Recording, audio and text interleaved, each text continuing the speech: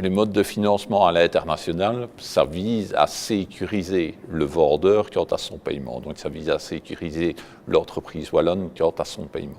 Dès qu'on va à l'international, plus on s'éloigne, plus on va dans des pays risqués, plus on va essayer de sécuriser le paiement.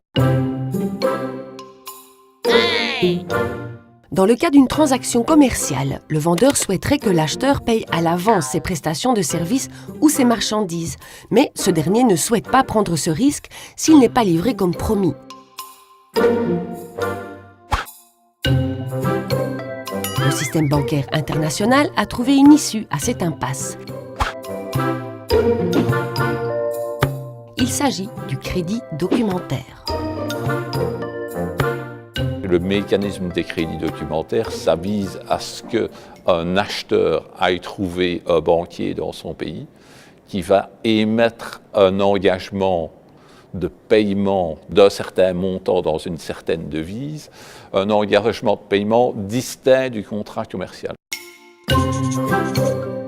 Une fois l'émission du crédit documentaire effectuée par la banque de l'acheteur, celui-ci est transmis à la banque du vendeur. Après sa notification au vendeur, c'est à son tour de fournir un certain nombre de documents qui attestent de la bonne expédition des marchandises ou de la bonne réalisation du service.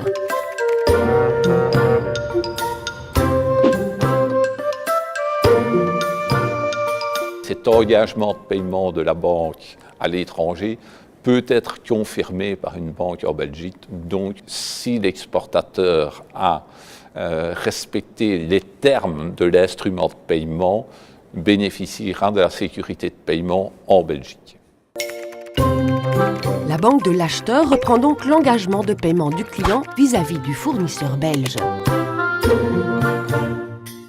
Le vendeur voudrait bien être sûr d'être payé quand il expédie la marchandise et l'acheteur voudrait être sûr de ne payer que quand la marchandise a été expédiée. Et donc, via le système bancaire, on arrive à réunir ces deux intérêts contraires. D'autres mécanismes tels que les crédits acheteurs sont applicables pour des transactions sur de longues périodes pour des biens d'équipement et d'investissement de valeur élevée.